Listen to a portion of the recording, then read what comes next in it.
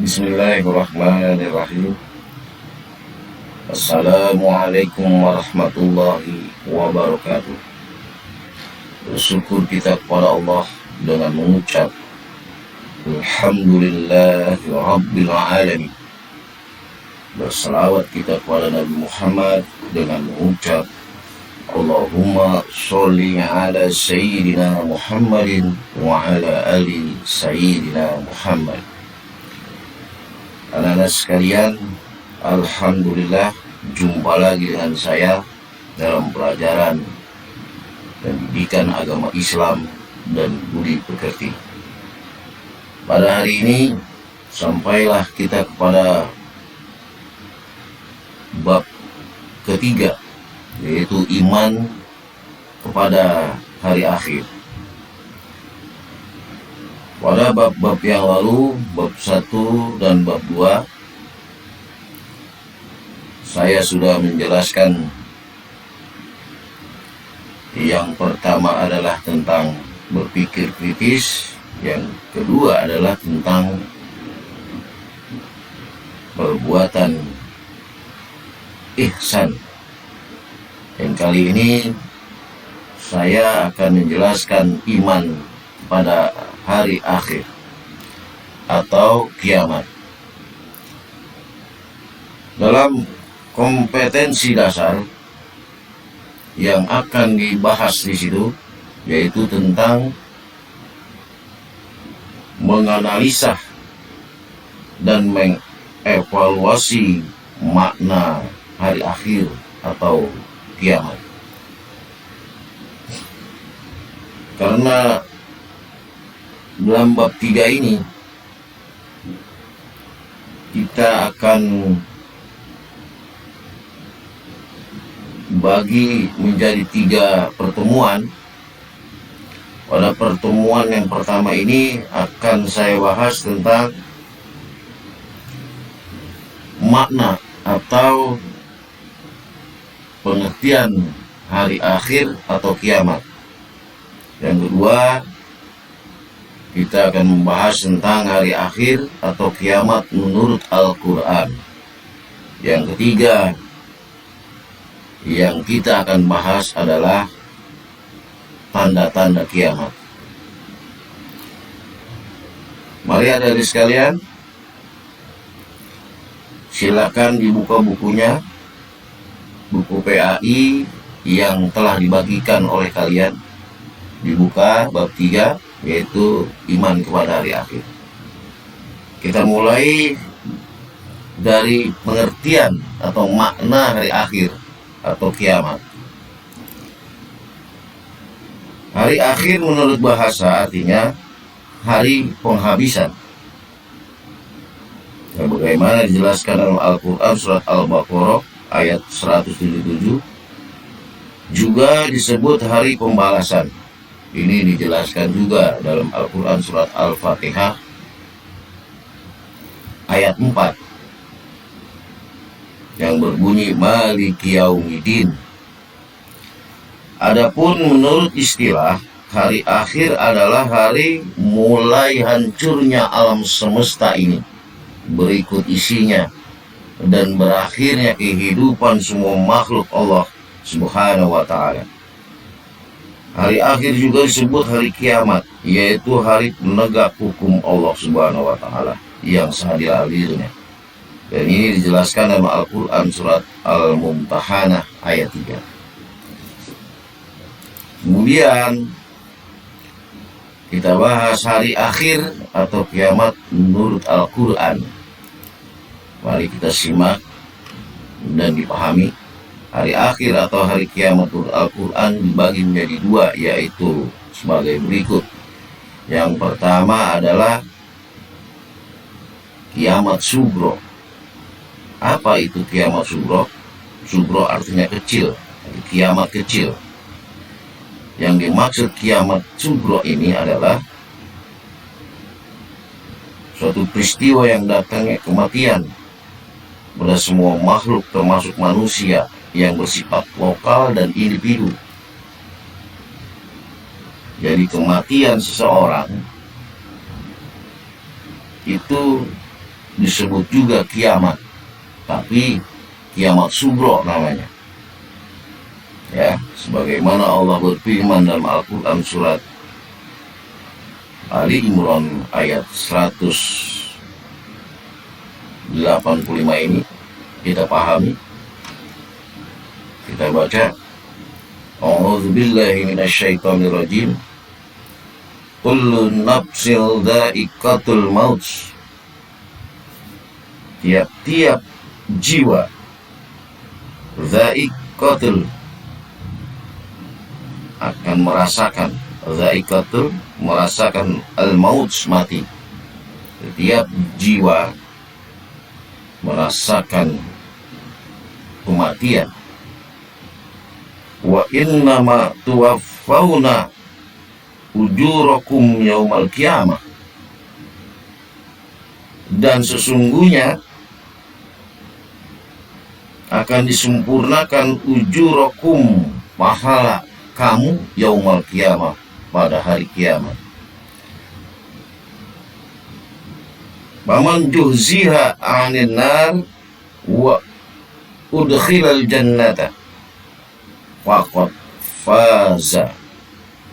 Maka barang siapa dijauhkan dari api neraka, wa udkhilal jannah, dan dimasukkan ke dalam surga, faqad faza, maka sungguh dia beruntung. Wa mal hayatud dunia, dan tidaklah kehidupan di dunia itu illa mata'ul gurur, kecuali kesenangan yang memperdaya, yang menipu.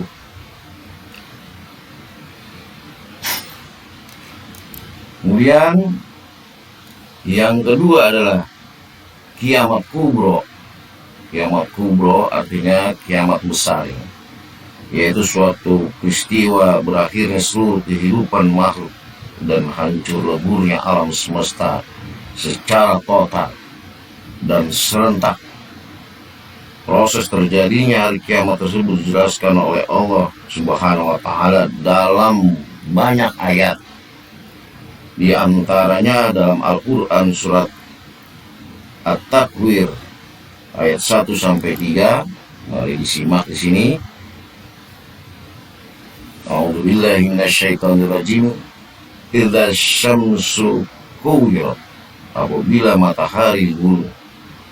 Wa idzan nujumu kadhar, dan apabila bintang-bintang berjatuhan. Wa idzal jibalu suyirat, dan apabila gunung-gunung dihancurkan. Ini kejadian kiamat. Banyak ayat-ayat Al-Quran menjelaskan tentang terjadinya kiamat.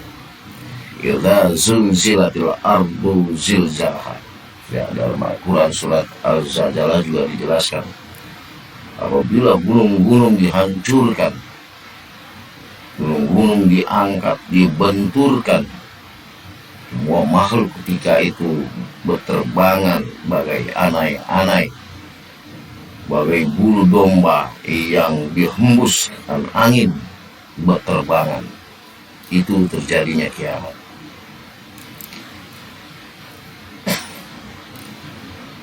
Setelah ini, kapan terjadinya kiamat?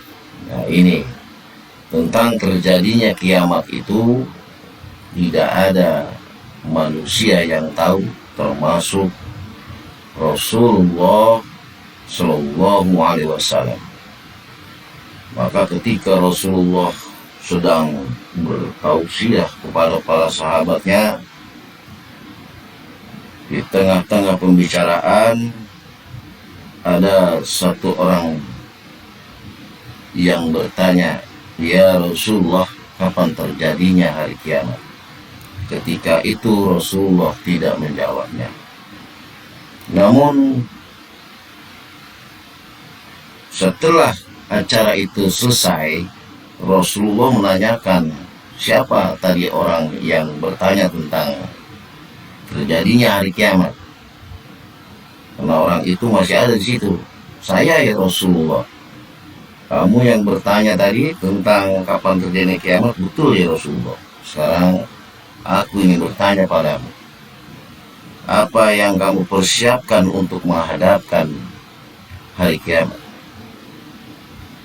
Nah, ini menunjukkan bahwa Rasulullah pun tidak tahu tentang terjadinya hari kiamat. Namun Rasulullah selalu memesan bahwa di antara dan semua manusia harus mempersiapkan diri untuk menghadapi hari kiamat. Karena hari kiamat pasti akan datang. Sebagaimana Allah berfirman dalam Al-Quran surat At-Taha ayat 15, yaitu A'udzu billahi minasyaitonir rajim. Bismillahirrahmanirrahim. Inna sa'at atiyah. Inna sungguhnya as-sa'a kiamat itu atiyatun pasti datang. Akadu ukhfiha, aku merahasiakannya, kata Allah. Hanya Allah yang tahu. Litujza kullu nafsin bima tas'a, agar tiap-tiap manusia, tiap-tiap jiwa, tiap-tiap manusia ini mendapatkan balasan bima tas'a, sesuai apa yang dia lakukan. Karena kalau manusia tahu terjadinya hari kiamat tanggal berapa atau hari apa, lah nanti ibadahnya itu tidak sesuai dengan bobotnya, karena dia melakukan ibadah karena takutnya kepada hari kiamat, bukan melakukan ibadah karena Allah dan perintah Allah dan Rasulnya. Hadirin sekalian, kemudian kita akan membahas tentang tanda-tanda kiamat. Dalam hadis Rasul, kiamat itu tidak akan datang kecuali didahului dengan tanda-tandanya. Apa itu tanda-tandanya? Mari kita lihat di sini. Tanda-tanda kiamat dibagi dua. Ya, ada tanda-tanda kiamat kecil. Yang kedua, tanda-tanda kiamat besar atau kubro. Ya. Dalam tanda-tanda kiamat kecil ini sudah sampai terjadi semua. Ya, kalau kita pahami, ya, kalau kita pikirkan, kita analisa bahwa tanda-tanda kiamat ini, tanda kiamat kecil ini sudah terjadi semua. Ya, coba kita perhatikan di sini. Nomor satu, tanda-tanda kiamat kecil ini, seseorang hamba melahirkan majikannya. Apa maksudnya ini? Ini semua ada dalam hadisnya. Nah, ini jangan-jangan kita ini termasuk tanda-tanda hari kiamat ini, tanda-tanda kecil. Ya, seseorang hamba melahirkan majikannya. Artinya ini bahwa anak itu sudah banyak yang membudaki orang tuanya. Ya, kalau kita lihat fenomena yang ada di masyarakat kita, banyak seorang anak ini yang sudah membudaki orang tuanya. Ya, malah disuruh-suruh, semakin tua disuruh-suruh ini, disuruh itu, disuruh macam-macam lah. Itu sudah terjadi tanda-tanda ini. Ya. Yang kedua, laki-laki menyerupai wanita, dan sebaliknya wanita menyerupai laki-laki. Ini pun sudah banyak terjadi. Ya, dilihat di masyarakat kita, banyak laki-laki yang sudah pakai anting segala macam, ya kan, yang sudah sikap dan perilakunya kayak perempuan, ya, dan banyak juga perempuan yang sudah seperti laki-laki. Nah, ini pun sudah ada tanda-tandanya. Nah, kalau tanda-tanda kecil ini memang dia bertahap timbulnya, tapi kalau kiamat ini, tanda-tanda kiamat kubro ini akan ada yang berurutan gitu. Maka ketika sudah terjadi tanda-tanda kiamat kubro ini akan cepat sekali terjadi. Oleh karena itu, persiapkanlah diri kita untuk menghadapi hari kiamat.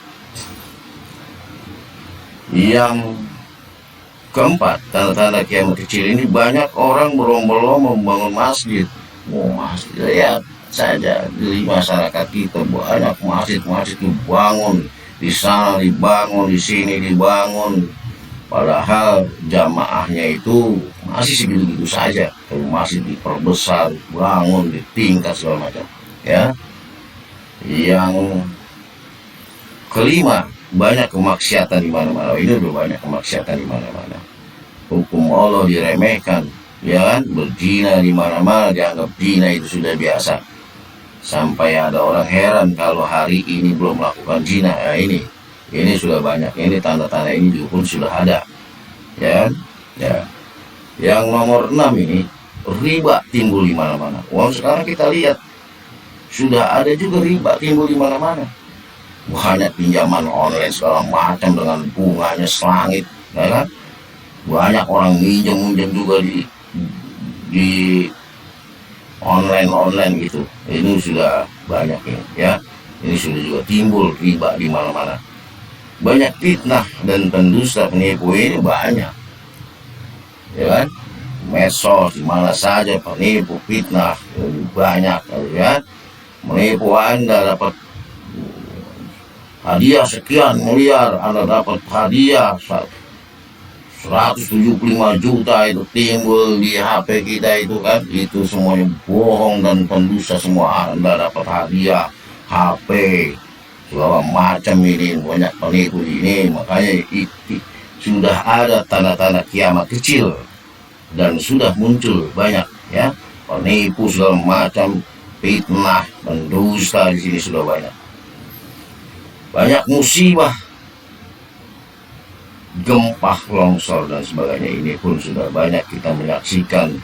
Bahkan gempa longsor itu telah tercatat sampai hampir 700-an terjadi gempa di Indonesia ini, ya, dan di mana-mana, ya.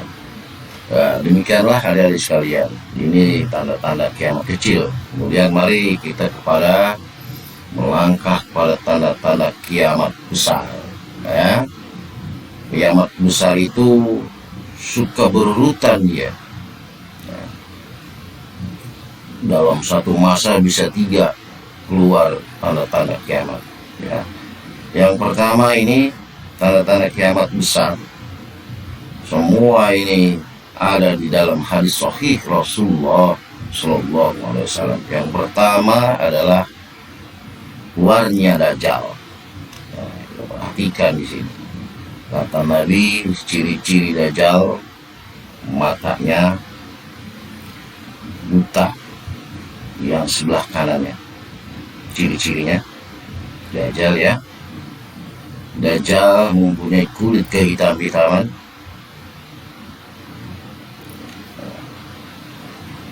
dan dahinya Dajjal lebar dan tertulis di sini 3 huruf kafal, arti kubur, ya. Dajjal mempunyai rambutnya keriting dan tubuhnya tinggi besar, itu Dajjal, ya. Yang sangat jelas sekali bahwa Dajjal itu buta sebelah, rusak matanya sebelah kanan seperti anggur kering. Oleh karena itu kata Nabi, Dajjal itu buta dan Tuhan tidak buta. Kenapa Rasulullah mengatakan begitu? Karena Dajjal mengaku Tuhan. Banyak orang yang disuruh beriman padanya kalau tidak mau dibunuh oleh Dajjal, ya.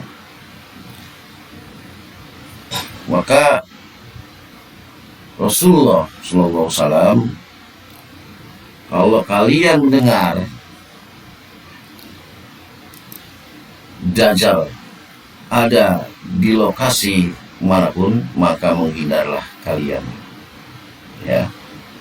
Karena walaupun sampai ngumpet-ngumpet, ya, di goa atau di mana saja, kalau kamu mendengar Dajjal sudah ada di lokasi, maka menghindarlah. Karena Dajjal akan memaksa kepada kalian untuk beriman kepadanya, ya. Dan apabila ketangkap pun, maka ketahuilah bahwa Dajjal adalah bukan Tuhan, ya. Maka tetaplah beriman kepada Allah Subhanahu wa taala. Ini pesan Rasulullah sallallahu alaihi wasallam. Dajjal ini akan keluar dan membuat kerusakan selama 40 hari. Ya. 40 hari, satu hari bagaikan 1 tahun. Dan hari yang keduanya bagaikan 1 bulan. Dan hari ketiga berikutnya bagaikan 1 pekan. Dan sisanya bagaikan hari-hari kalian.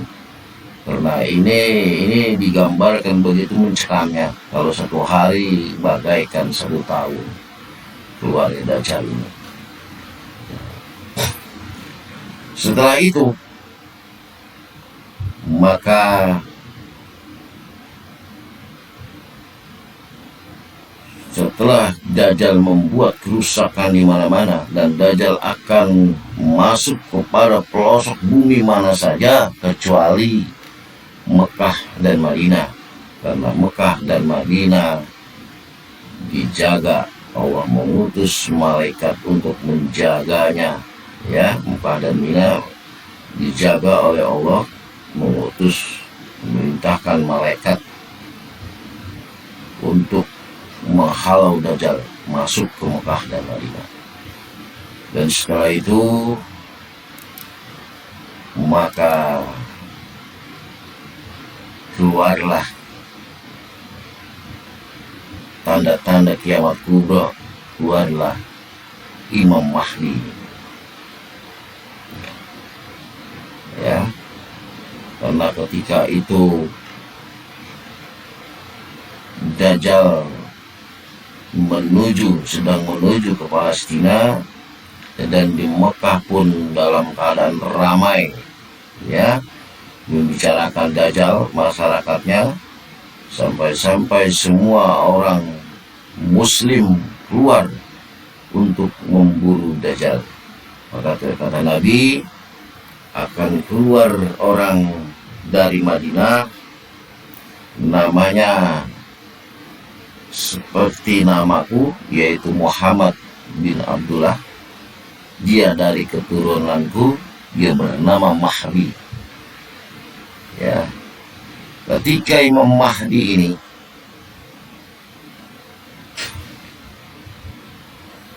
ke Makkah, maka dibaiatlah Imam Mahdi ini oleh semua penduduk Makkah untuk menjadi pimpinan mujahidin dalam mengejar Dajjal Palestina, ya.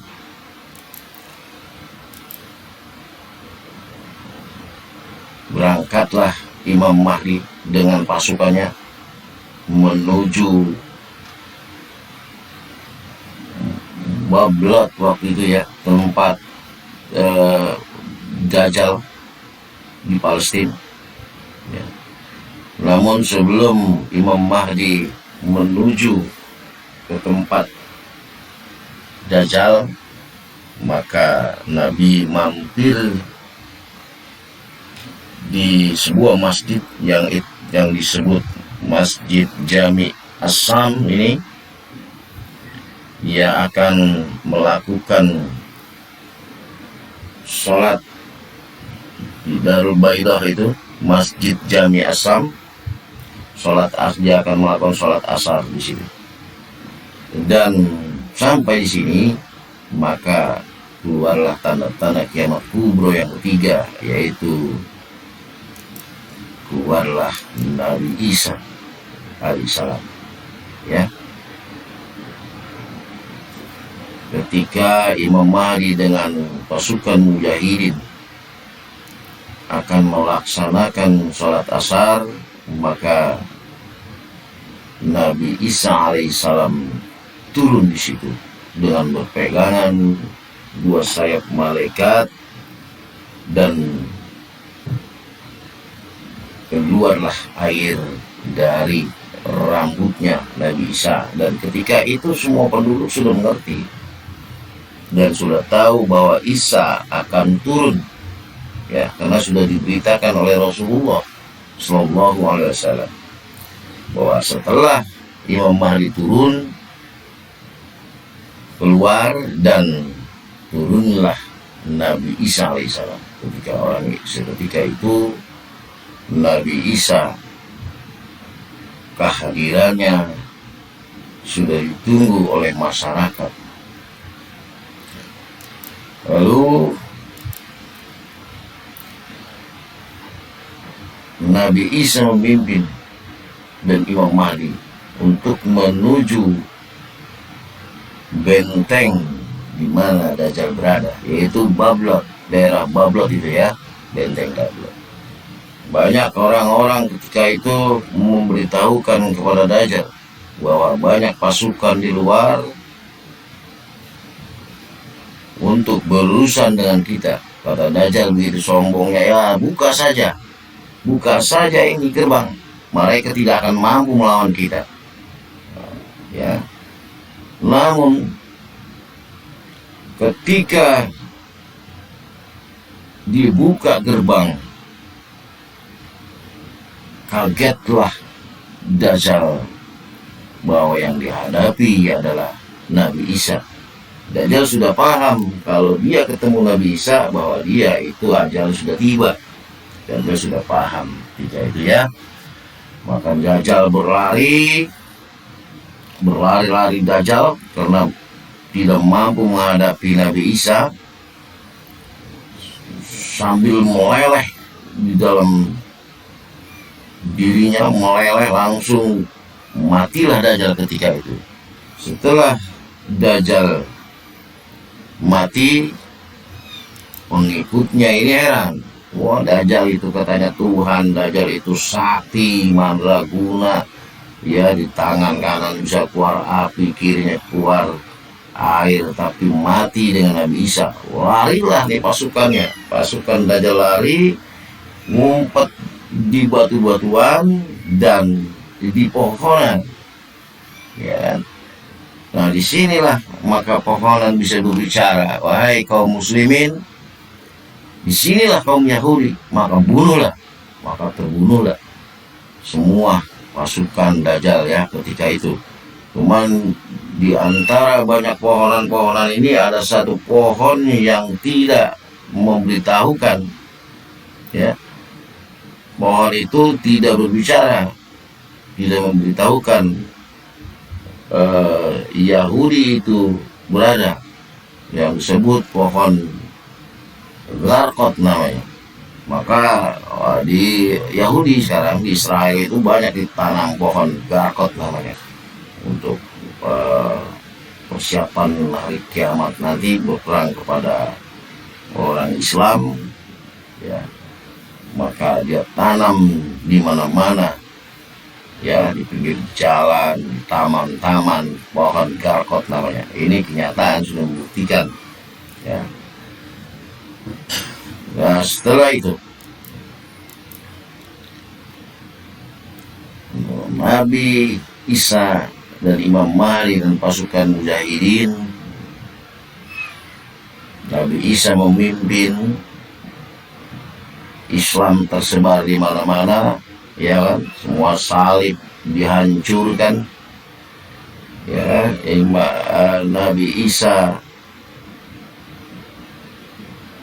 mengajarkan tentang tauhid yang diajarkan oleh Nabi kita Muhammad SAW, dan ketika itu penduduk bumi masuk Islam semua, tidak ada satupun yang tidak Islam. Namun di tengah kebahagiaan, ketentraman umat Islam itu, Allah Subhanahu wa Ta'ala berfirman kepada Nabi Isa, "Wahai Isa, aku akan mengeluarkan hambaku, di mana hambaku yang ini tidak ada seorang pun yang dapat mengalahkannya kecuali kehendakku sendiri nanti. Tidak ada yang dapat mengalahkannya termasuk kau. Nah, maka menghindarlah kalian semua, bawa pasukanmu ke gunung, ke gua Tur namanya, ya, agar ngumpat pasukan Nabi Isa dengan mujahidin ke gunung Tur." Itu perintah Allah Subhanahu wa Ta'ala. Karena apa? Karena Allah akan mengeluarkan Ya'juj Ma'juj, ya. Ini sebagai tanda kiamat kubro yang keempat. Keluarlah Ya'juj Ma'juj ini, suatu makhlukat yang kata Rasulullah ini berciri-ciri matanya sipit tapi bola matanya besar. Dan mereka ini tidak seperti manusia biasa, ya. Mereka akan memakan apa saja. Mereka akan membunuh siapa saja yang bukan dari golongannya. Mereka berjumlah sangat banyak. Saking banyaknya mereka ini, suatu ketika mereka melintasi sungai Iberia namanya. Semua pasukannya ini, Ya'juj Ma'juj ini, meminum air sungai sampai kering. Bayangkan bagaimana banyaknya. Bahkan ada yang nggak kebagian. Bayangkan bagaimana banyaknya pasukan Ya'juj Ma'juj yang ganas ini. Dan dia ini membuat kerusakan di mana-mana. Maka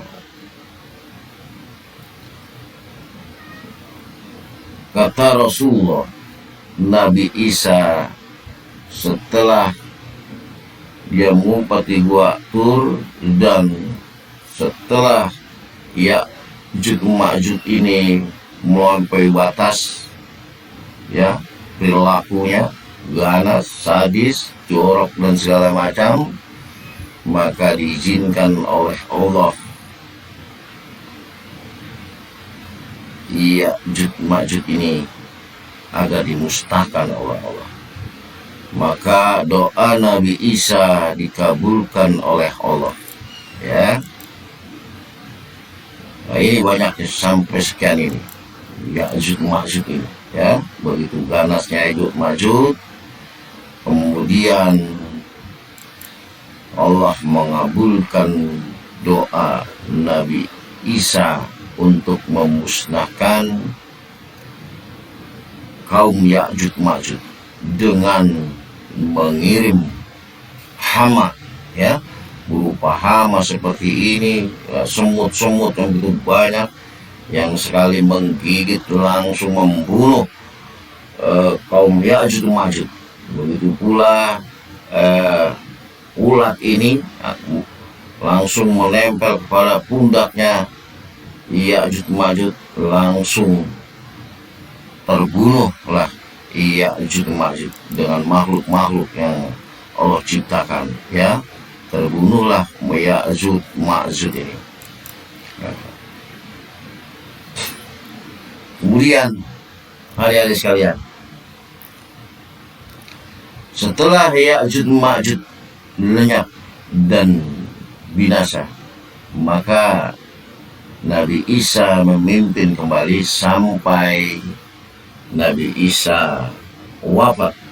Namun setelah Nabi Isa wafat, ketika itu banyak manusia yang kembali kepada kuburan, yang kembali kepada kebejatan moral dan segala macam. Maka oleh karena itu Allah Subhanahu wa taala mengeluarkan tanda-tanda kiamat kubro yang kelima dengan mengeluarkan ya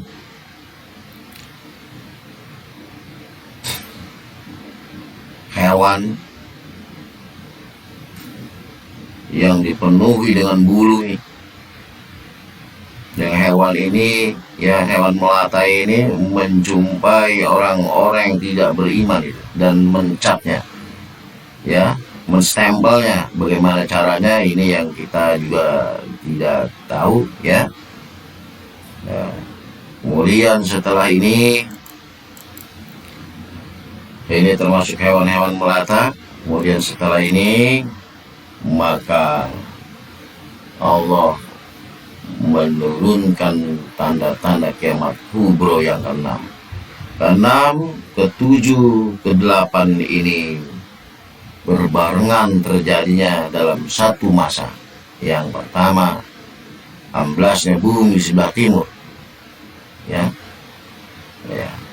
Yang kedua, terjadinya longsor, ya, bumi di belahan barat. Yang kemudian yang kedelapan, amblasnya bumi di Jazirah Arab. Nah, ini dalam satu masa, begitu cepatnya, ya. Kemudian Allah mengeluarkan tanda-tanda kiamat yang ke-9. Keluarnya api dari kota Aden di Yaman. Nah, ini api ini menggiring manusia dan menghalangi manusia, apalagi untuk ke Jazirah Arab ini. Maka ketika itu manusia dalam keadaan yang sangat mengenaskan, ya, dan sangat menakutkan bagi kita semua ini. Karena setelah ini akan terbitlah matahari dari tempat tenggelamnya. Ini berarti ini setelah habis, ya. Setelah matahari terbit dari tempat tenggelamnya, maka pintu taubat ditutup oleh Allah Subhanahu wa taala. Ya. Maka setelah ini, setelah matahari, ya, terbit dari tempat tenggelamnya,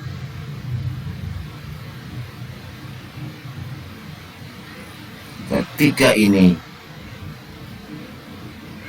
akan menggelisahkan semua manusia yang ada di muka bumi. Karena setelah kejadian ini, orang sebetulnya sudah banyak yang paham setelah ini akan ditiupkan sangkakala yang pertama.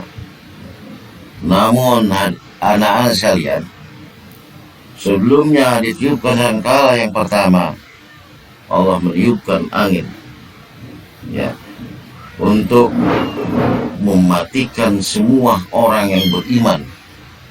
Karena dalam hadis dijelaskan terjadinya kiamat ketika ditiup sangkakala yang terakhir. Semua orang yang beriman sudah tidak ada, sudah diselamatkan oleh Allah. Agar apa? Agar tidak merasakan terjadinya huru-hara kiamat yang sangat begitu mengerikan.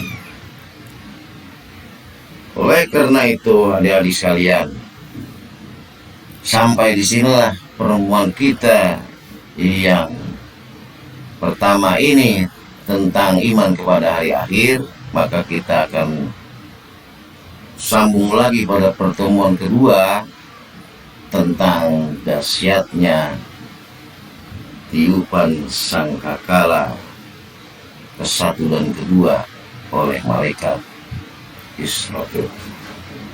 Demikian, alhamdulillah, semoga bermanfaat. Wabillahi taufiq wal hidayah. Assalamualaikum warahmatullahi wabarakatuh.